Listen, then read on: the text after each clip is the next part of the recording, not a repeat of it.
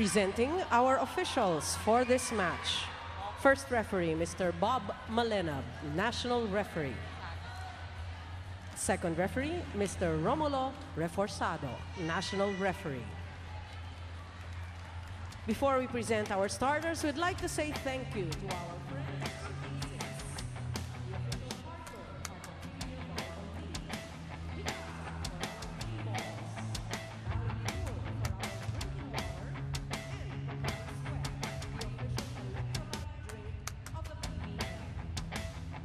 And now, let us meet our Creamline Cool Smashers.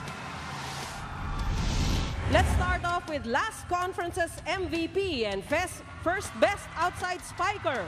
Their team captain, number 2, Eliza Valdez. At number 3, Colleen Loris Bravo. Number 10, Maria Paulina Soriano. And joining us for the first time for Creamline, number 12, Julia Melissa Morado.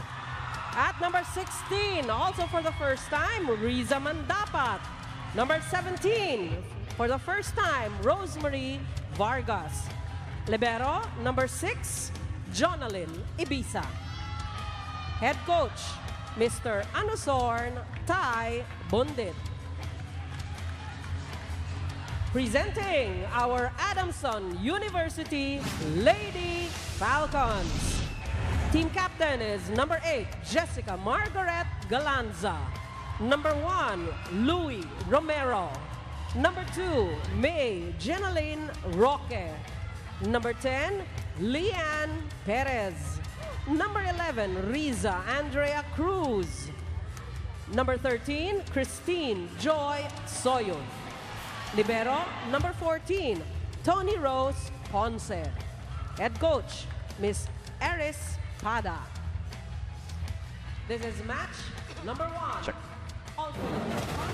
Match number 1 of the Open Conference of the Premier Volleyball League. Opening day here at the Philo Flying V Center. Again, mabati kami ng magandang hapon sa ating mga kapamilya nanonood not only on SNA but on live stream Premier Volleyball League.com. And as we said, the number 1 sports website in the Philippines, sports.abs-cbn.com/livestream/PVL. The MVP, Eliza Valdez, and her partner in crime, who's been away from her for the last couple of years and has really steered Ateneo, Gia Morado, the last couple of years. And the Lady Falcons, we welcome them, and May Roque right away. Magsisimula, starter agad para sa Adamson. And service error to start the season. Adrenaline pa yan. Yeah. That's a good sign. May activity inside the body. Diba? You also saw Riza Mandapat Tama. on the side of the Cool Smashers. So itong Cool Smashers parang lalaban talaga.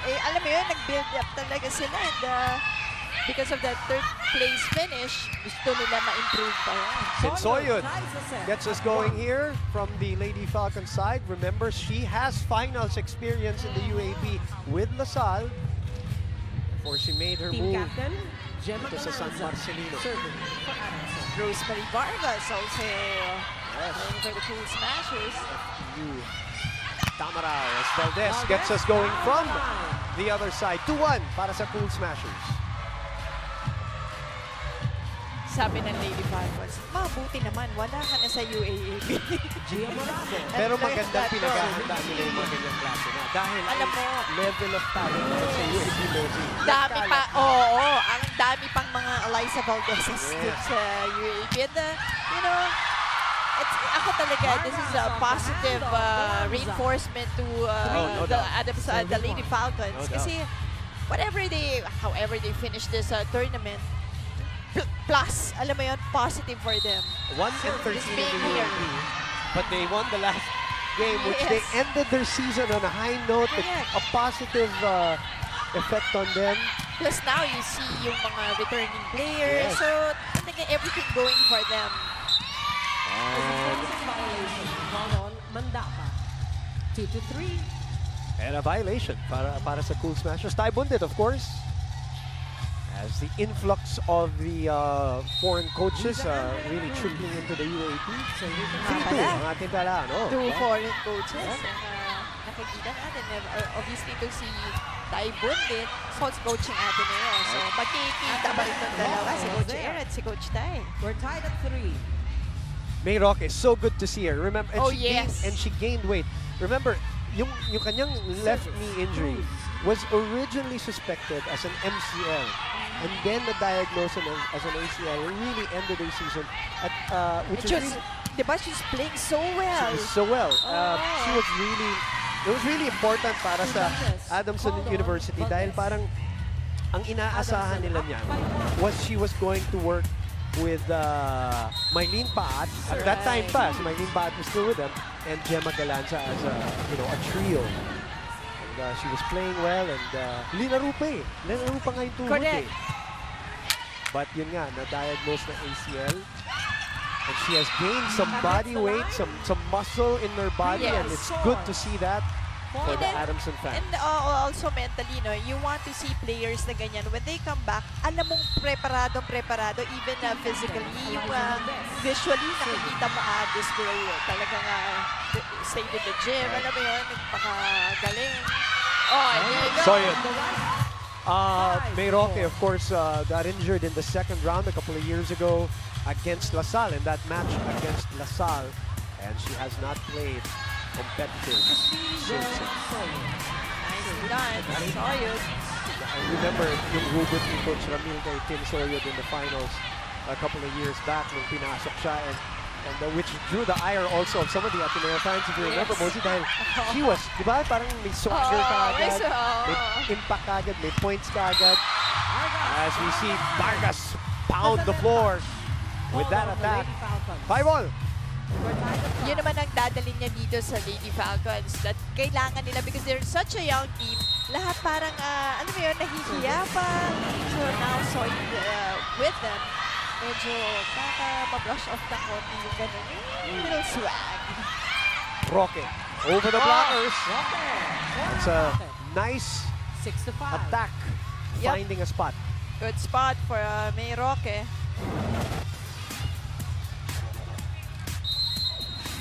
She was playing so well. I think we were doing the game. Yes. I think tayo yun, Mozi, when that injury happened, and she was playing so well.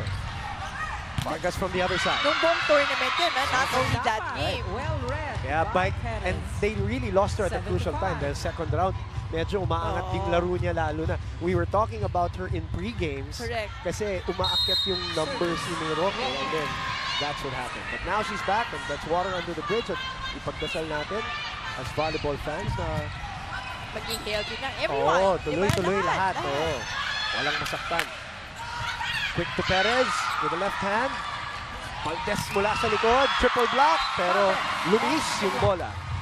Sabi ni Coach Air, but yung Coach Air like that kasi nandun yung triple block, nandun yung, kasi may defensive pattern yan. Pag nasusunod yun, the coaches like it, even if, let's say, ito yung results, no? But still, nakawakan. And now that's a matter of perfecting the triple block. Yes. Kasi buka pa eh. Miscalculation, Soyud. Kamul time as Soyud with a hitting error from the back. 7-all.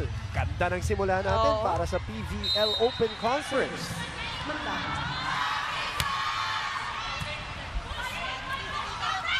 Galanza, pinapit. With a tip ball, Morado sends it to the other side. In the meantime, the running attack. Nice. This was there, yes. Vargas with a power tip. Off the block. And it's a check ball. First technical And timeout. lamang ng isa, ang Cool Smashers, 8-7. Adamson.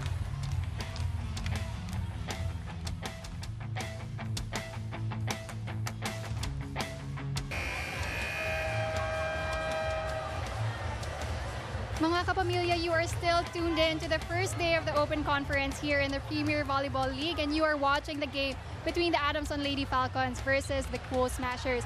And speaking of the Cool Smashers, Boom and Mosey, it is no secret that they will heavily bank on the tandem of Eliza Valdez and Gia Morado in this conference. After all, they did lead their former team, the Ateneo Lady Eagles, to back-to-back championship titles in UAAP season 76 and 77. Pero kanina nga nakwento sa akin ni Gia Morado that it wasn't an easy feat forming her connection with Alyssa Valdez on the court. Sabi nga niya that it was just a product of countless trials and errors, trainings and hardships in order to get that connection. She even admitted that they might be a little rusty here in the Open Conference because they haven't played together in almost 2 years. Pero buti na nga lang sinabi sa akin ni Gia na yung closest teammate daw niya sa Cool Smashers is none other than Alyssa. Kaya naman they had a lot of time reigniting their connection even outside of their trainings. Boom and Mosey. And boy, what a wonderful connection it was when they were playing together. Tama, Pawi. Hindi ganun kadali rin naman. But because they were old dancing partners, feeling ko, konting ensayo lang yan. Oo, babalik din yan. That's right. Ganun naman yan, Yes. di ba? Yung, Hindi magkakaapakan yan. yan ang sigurado.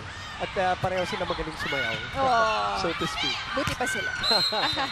Galanza, As a net touch called on Galanza. and a net touch. So bumuka na ang 11-7. kalamangan dito. Ito na ang pinakamalaking abante ng Cool Smashers at 11-7.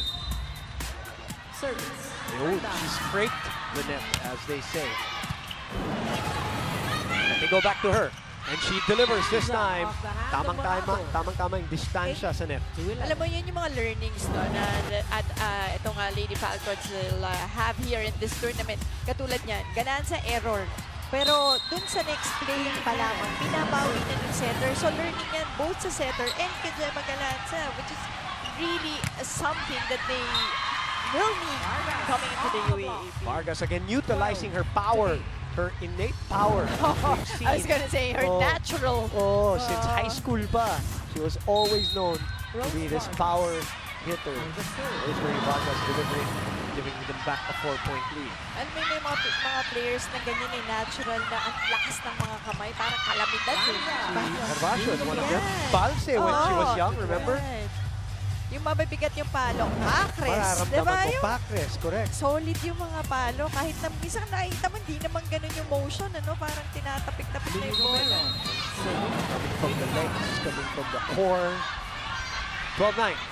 Remy Palma. Diba? Palma is a very good example. Oh, and again, welcome to the PVL. She brings her artistry at ang kanyang mga bag of tricks, so to speak, ay dinadala niya dito sa Premier Volleyball League. And here we go. Yeah, perfectly executed. Like a magician. Work. Sabi na Lady Falcons, tama, huwag ka muna maglaro na. Dito ka na lang. So yeah, and obviously, Mosey, as you see this play evolve para sa Cool Smashers, the block coming from Adamson pero hindi na nakakuha. It takes away pressure from her also. Gia playing here, the PVL with Alyssa there. And, Yes. you know, all the other players there. Unlike sa Ateneo na siya talaga yung puso dun eh. Bus driver siya dun. Pakinggan natin the timeout. You're on the highest reach in this arena right now. Reach high and go for the kill. Okay? On the blocks, you guys need to press back row timing. Who is blocking just now? Okay, and you can't be up there like this, Gemma. Setter's front row, right? Let's go.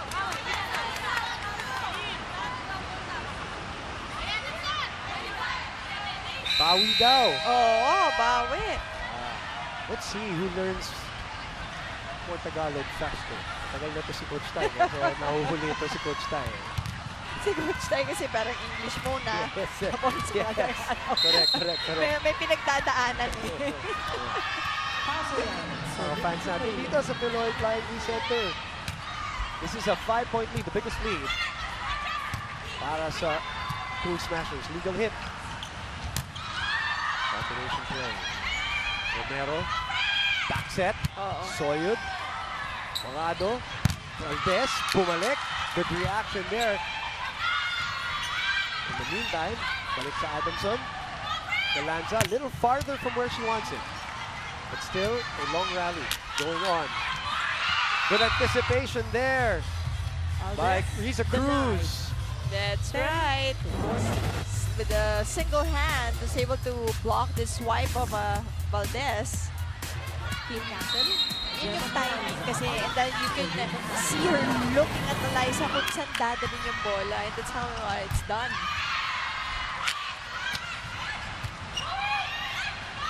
Go to Roque.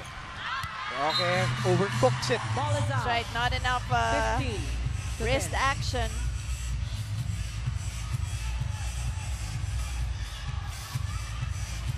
So Morado brings also Gio her Morado, service serving for specialties Creamline. dito sa ating Premier Volleyball League. One of the feared servers Oh, yeah.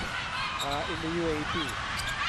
But Adamson getting the point, keeping it Cruz close. wipes it to the 15-11 ang ating talaan. 11 to 15. Risa Cruz will serve.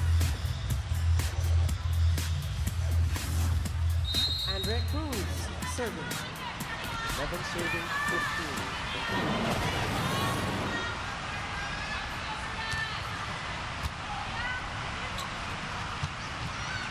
Oh, dapat with the push. Goes out, goes wide. To 15. So, point goes to the Lady Falcons. Cruz still on the line to serve.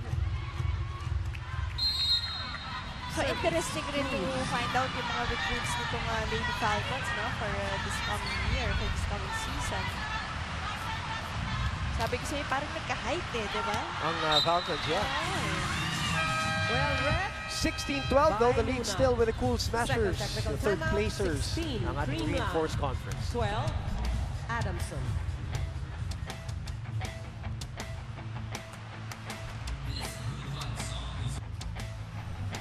Babalik po tayo dito sa loob ng Philol Flying V Center. Good Vibes Freeze Moment is brought to you by Creamline. Magpa-good vibes, mag-Creamline. And the Cool Smashers are ahead by 4, 16-12 Creamline Creamy Ice Cream. Regalo. And that lead will go back to 5, which was the largest of the set so far, 17-12. 17 to 12. And obviously, the more experienced team, Mosey, Service. naghahanap na ng separation at this point, rather. That is out. 13 to 7. 13 will be serving, 17, Tinsoyot. Christine Sawyer. Walang Cool Smashers. Kahit nagkakapaan pa sila because individually, they're really good players. Maganda na halos yung Ball is out. tinatakbo eh, no? Buong 18 kahit to bago pa 13. sila because alam ko si Risa man dapat very recent lang eh. Yeah, Yung acquisition addition niya. niya. So, Colleen Bravo. just gets to show individually kasi, diba? Magagaling na sila. Colleen Bravo serving, Oh, nice. running attack. Morado underhands this one. Vargas, it's sent back and it bounces well in read by sa Perez. court ng Cool 14 to Smashers. 18. And you see the improvement already. Yes. Yes, they are behind here by 4 or 5. But you're starting to see, even from a movement standpoint, Mosey, nakikita mo na eh. And pag nakita mo yung dalawang blockers na yun, they're not so tall. Pero yung timing, maganda na, di ba? So you know that they practice that a lot. It's going to be exciting for the UAP, for Adamson University Shot by in the Romero. next season. Ito, 15 2 straight to 18. points kasamang Mosey to cut the lead down to 3. Service. Roque. Tinsoyot on his sleeves.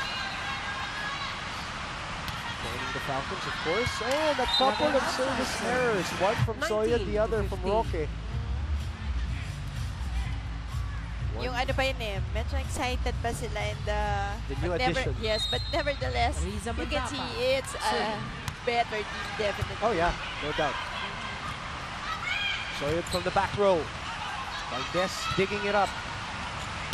Oh, look at that bomb delivered by Vargas. off the hand of That's right. Vargas once again on a cross-court hit.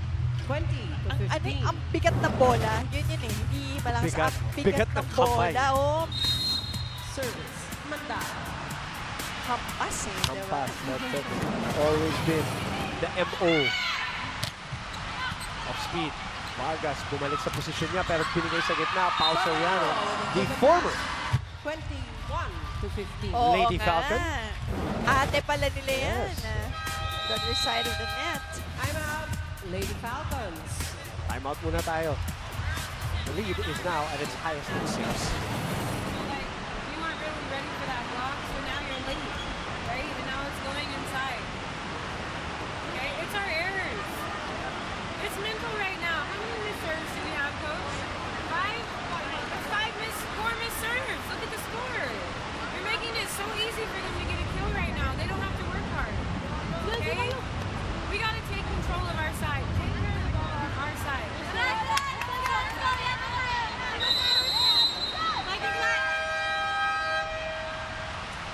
Lead is now at 6. This is the biggest lead, and it's at the time where obviously itong Cool Smashers naghahanap na ng separation at finishing kick dito sa ating unang set.